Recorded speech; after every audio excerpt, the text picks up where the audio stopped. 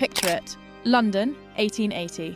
The gas lamps are flickering, the fog is rolling in, and you've been invited to a séance. The medium sits at the head of the table, candles guttering dramatically. Suddenly, the table shakes, ghostly knocks echo, and a floating hand appears in the candlelight. Is it really great Aunt Mildred reaching out from beyond the veil? Or is it just a cheesecloth glove on a stick? Welcome to the weird world of Victorian ghost hunters and fake séances, when death was entertainment, and the afterlife could be summoned with a dark room, a few props, and a flair for drama. Let's slip into the velvet chair. You and your friends are gathered around a table, holding hands. The medium, a woman in flowing black lace, closes her eyes and moans. Suddenly, the room goes dark. A bell rings by itself. A tambourine shakes in the corner. A spirit hand brushes your face. Everyone gasps. Is it a ghost? Nope. It's classic Victorian stage magic. The medium's assistant is hiding under the table, pulling strings, knocking wood, and making props fly around. If things get really dramatic, the medium might pull out ectoplasm, which was usually gauze, cheesecloth, or muslin, regurgitated from her mouth for maximum gross-out effect. Yes, Victorian séances often involved spitting out fabric and calling it ghost juice. The audience? Shocked and delighted. Because in the 19th century, grief and spectacle were the hottest ticket in town. So why did séances explode in popularity? 2 words: death everywhere. Victorian life was brutal. High child mortality, disease, and short lifespans meant everyone lost someone. On top of that, new technology like the telegraph and photography made people think, if you can send messages across the world instantly, maybe you can send them across the veil too. It was science meets, spirituality meets, capitalism. And a lot of grieving families wanted to believe. The newspapers only fueled the craze. Every other week, headlines blared about strange manifestations in parlours across London or New York. And once the upper classes got involved, forget it. If Lady So-and-so hosted séances in her Mayfair townhouse, you bet everyone else wanted to keep up with the supernatural Joneses. There was also a thrill factor. Séances were Victorian society's version of a horror movie night. You got the adrenaline of the supernatural in a safe, candlelit room, plus the bonus of gossiping about which of your neighbours gasped the loudest when the table tipped.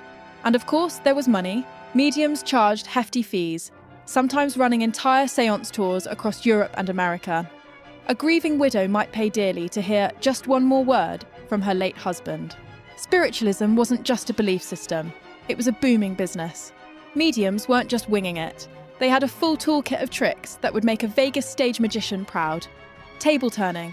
Sometimes it was magnets hidden under the floor, but more often it was just the medium using their knees or feet to nudge the table while everyone's hands were joined. The power of suggestion did the rest. If the medium yelled, "The spirits are moving us," you bet everyone in the circle swore they felt it. Spirit knocking. Forget mysterious ghosts. This was literally toe cracking. Some mediums were double-jointed and trained themselves to snap their toes inside their boots to produce raps on command. Others used concealed sticks, or even had accomplices thumping the walls in the next room. Spirit writing, a classic. Mediums would slip pre-written notes into envelopes or slide them across the table when the lights dimmed. Sometimes they even had false tabletops with hidden drawers. Houdini once exposed a medium who had an entire fake lapboard rigged with spring-loaded messages. Phantom touches, long rods with gloves or feathers attached. Imagine being in the dark and feeling ghostly fingers brush your cheek, only to later find out it was a mop handle in a satin glove. Not exactly the undead.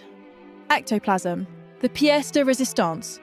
This was usually butter muslin or cheesecloth soaked in egg whites for that wet, ghostly shimmer.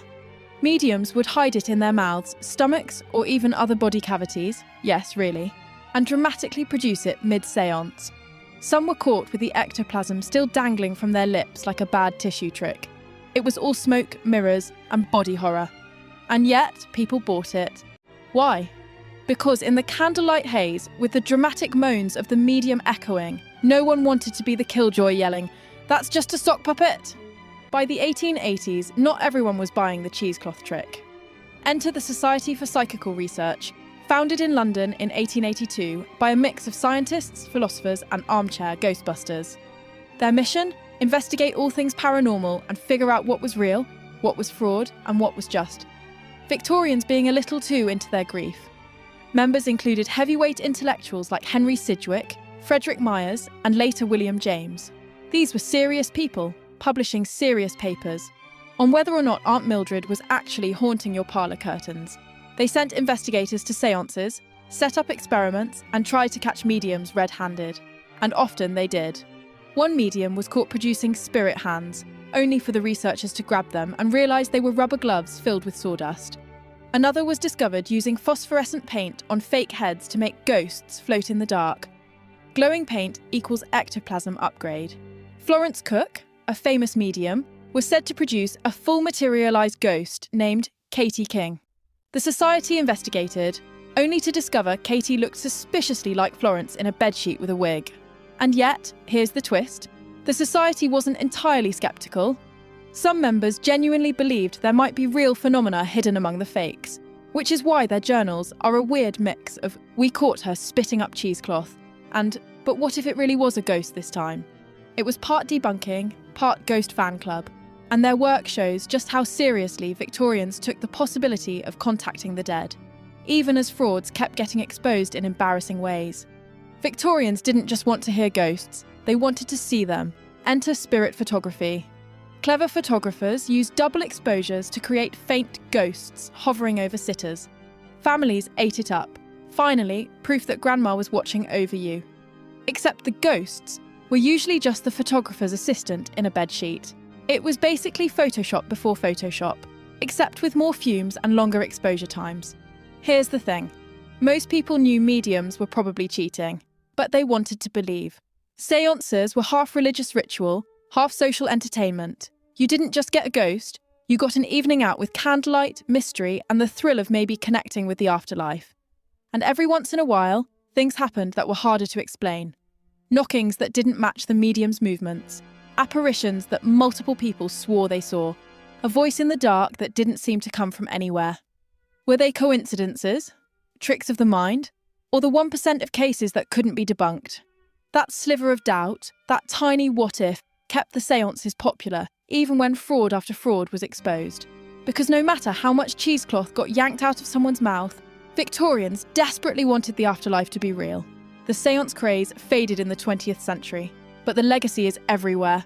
Ghost tours, haunted house attractions, paranormal reality shows.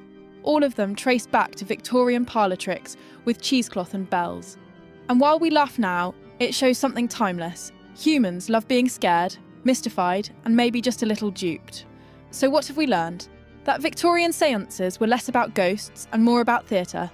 Mediums were part con artist, part magician, and part grief counsellor. Did they talk to the dead?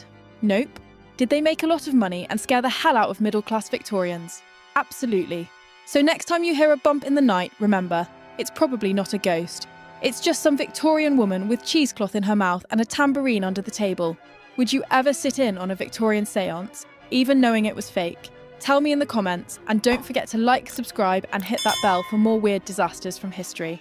Until next time, keep your ghost hunts cheesecloth free.